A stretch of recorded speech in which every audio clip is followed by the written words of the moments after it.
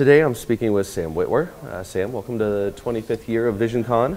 Thank you very much. Visioncon's a non-profit convention, and our proceeds go to charity. Have you enjoyed your stay so far? Well, it's been very brief so far. I just got here, but it's been nice. I had sushi last night. Oh, that's a good start. Sushi is good. Yeah. I have a couple of questions for you. When you were working on The Force Unleashed, did you know at the time that they were going to use your likeness as well as your voice acting? Yeah, shortly after they hired me, maybe I knew that beforehand. In fact, no, I did know that beforehand.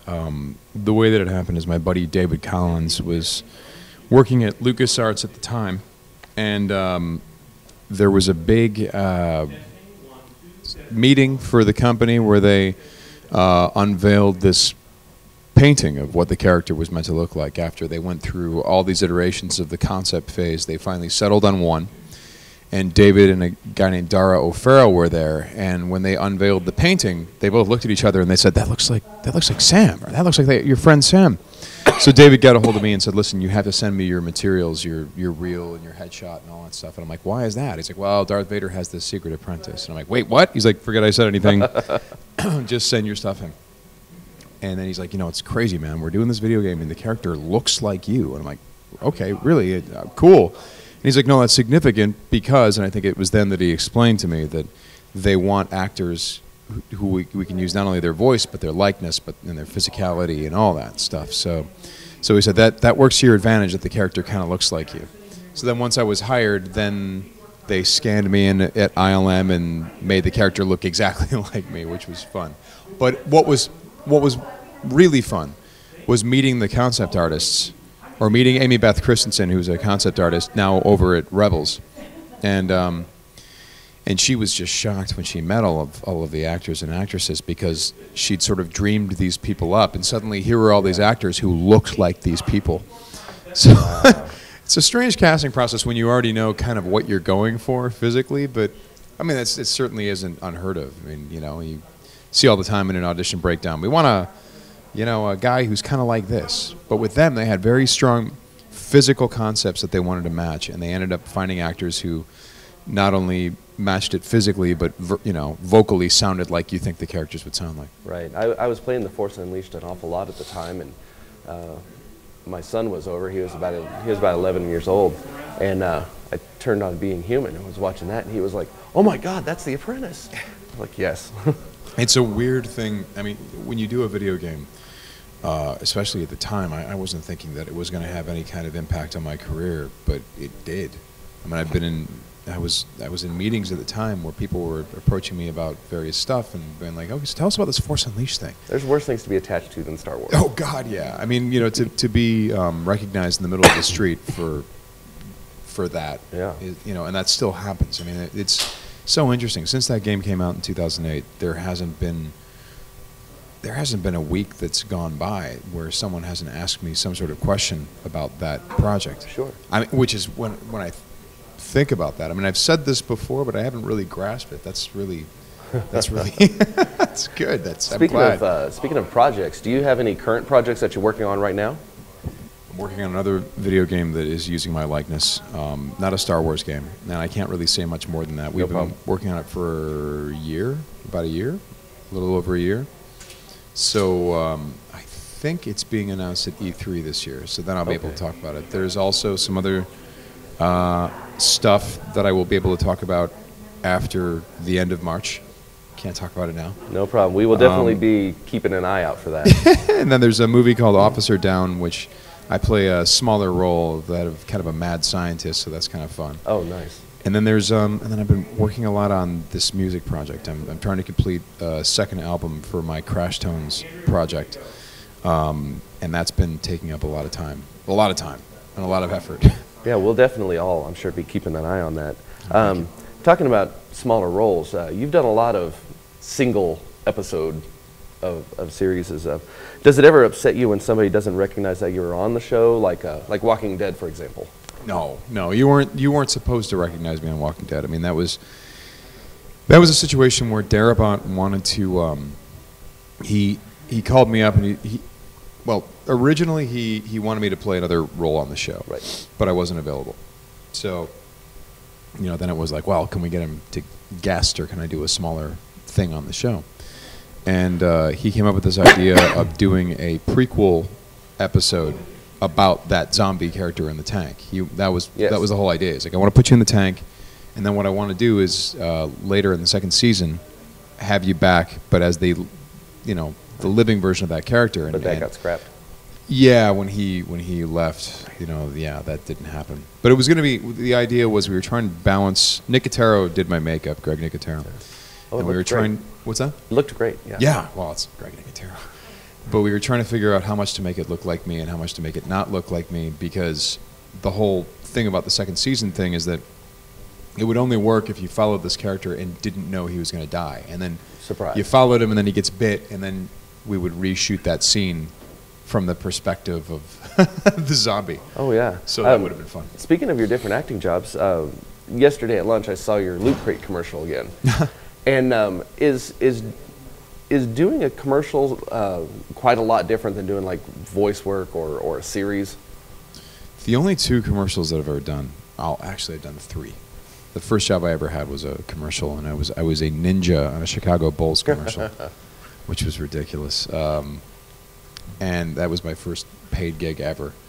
And then the second commercial was a brisk iced tea as Darth Maul, so that was fun. I didn't really understand when Lucasfilm called me up. They're like, "Hey, so there's this brisk iced tea commercial. They want to use Darth Maul. Do you want to do it?" And I was like, "What do you mean? Sure, I'll do it. Yeah." What?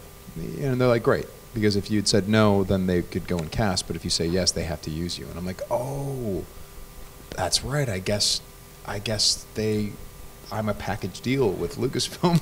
So right. But the Loot Crate thing, what was appealing about that was that no one ever really, short of being human, no one ever really pays me to be silly.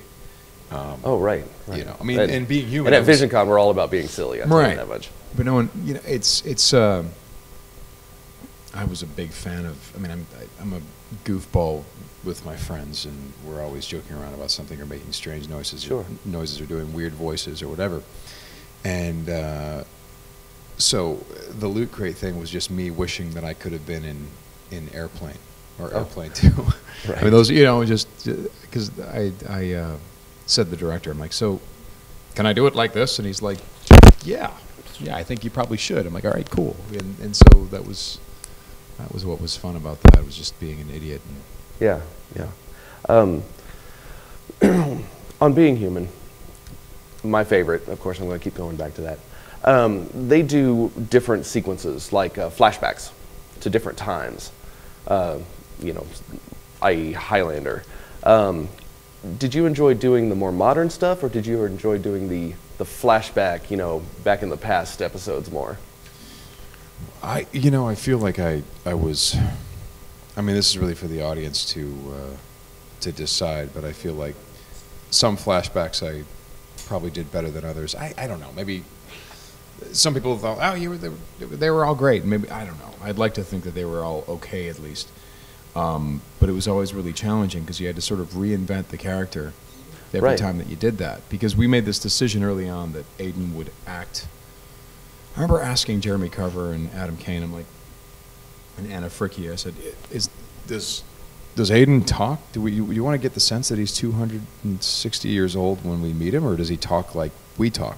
Mm-hmm. And they're like, "Oh, he talks like we talk." And I'm like, "Okay." And I remember thinking, all right, how do we make that make sense? We make it make sense because he looks 25, and so he would act like a 25-year-old in 2010 or whatever it was, or 2012 or something like that.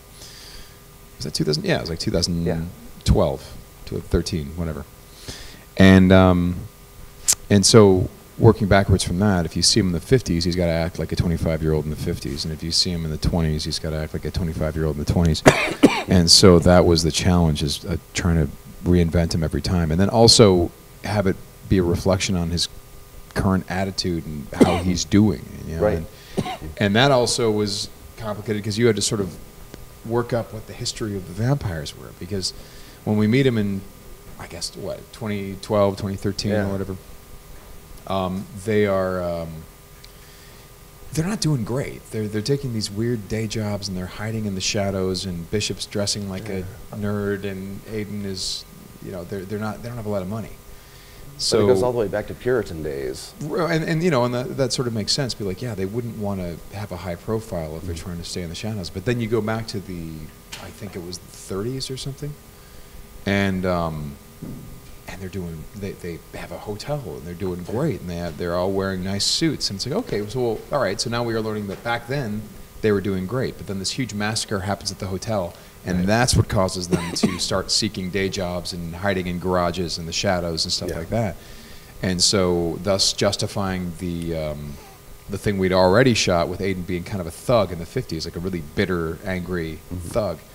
So you had to figure out, but you were shooting it all out of order, you know. We did the 50s before we did the 20s, and so we did him as a thug, and then, but you go back in the past, and he was super civilized, and so there were a lot of changes with that character. Sure. But I think my two favorite flashbacks would have to be the 50s, and then there was one particular flashback I think that happened in the 20s where Aiden he got to sing "Ain't She Sweet" while stalking a woman and walking down the alley. Yeah, which. That was that was a situation where I cost the company some money because we didn't have the rights to "Ain't She Sweet." That was the whole story behind that was that it kind of gave you the idea that he wasn't such a good guy. Right. Well, that was the thing is like every time you do something, or I feel like every time you do, especially a murder scene, it has the potential of being just desensitizing and desensitized and not terribly interesting and just kind of like going through the motions, brutalize someone, which I'm not that interested in. But if you could do something weird with it, then that makes it interesting, I think, right. And something memorable. And there was a line in the script where Sally says, "I watched you over, you know, the course of several months, and you enjoyed it. And one time you were even singing," she said. Mm-hmm.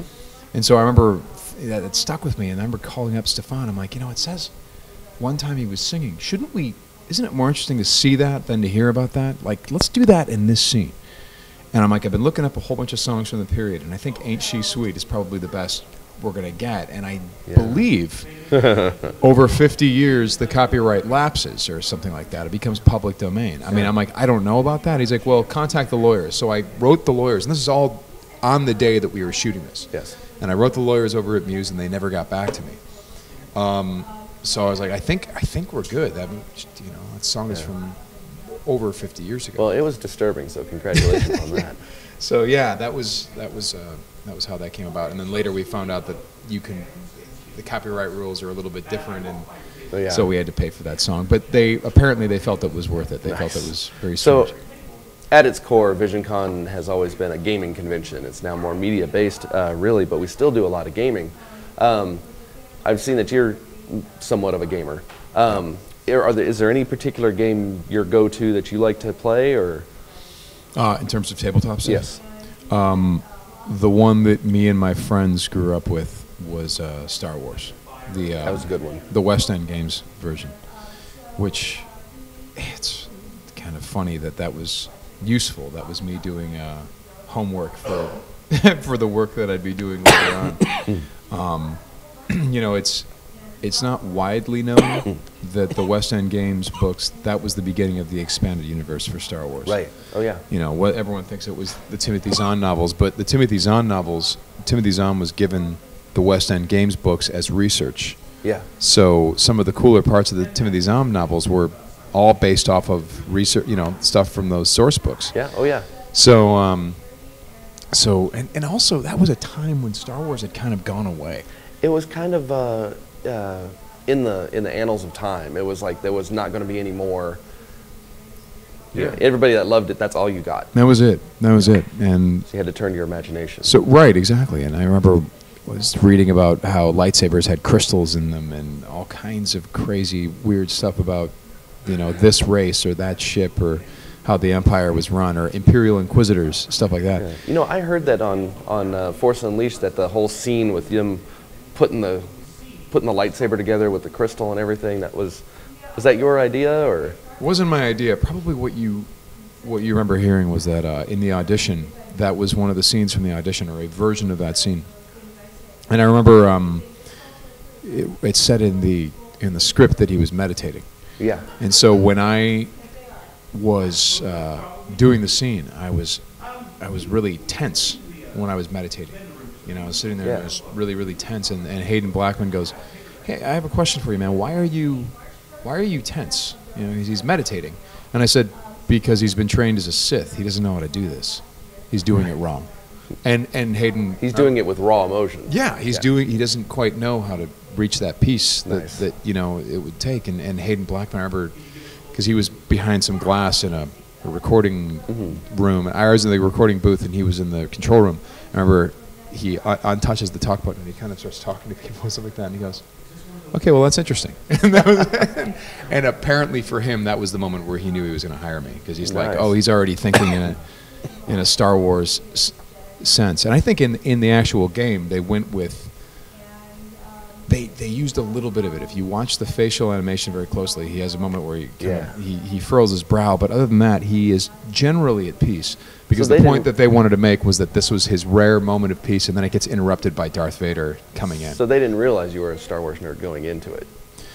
David maybe told them, but I don't know if they knew right away. I mean, the Star Wars nerd thing has definitely helped me get jobs from Lucasfilm. I bet. Being in the voice acting part of it, do you enjoy voice acting more than being on screen? Or I enjoy all of it. Just every bit of it? Yeah. They're all different challenges. I mean, the voice acting thing is still challenging to me, because it's like you only have your voice to convey whatever it is that you're conveying. Do you have like a favorite role you've ever played? No. Or do you just embrace them all as your babies? I like them all for different reasons, I think. Okay. And then some of them I don't like. Sure.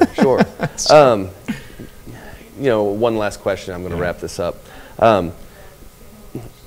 If you could have a reoccurring role on a series, past or present, what would it be? Reoccurring role on a series, past or present? Yes, sir.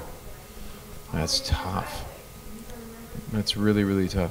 I mean, it certainly would have been fun to be on Sons of Anarchy or something like that. Right. That would have been a good time. For me, if the role is difficult, then I'm interested. If the role's a little bit easy, I don't know what to do with it. Right. And maybe that's because I just have never really been hired for easy roles. Oh, sure. Which, you know, now that I think that, I feel a little cheated. Like, I feel like I'm the guy that people hire when they can't hire anyone else or something like that. Character actor.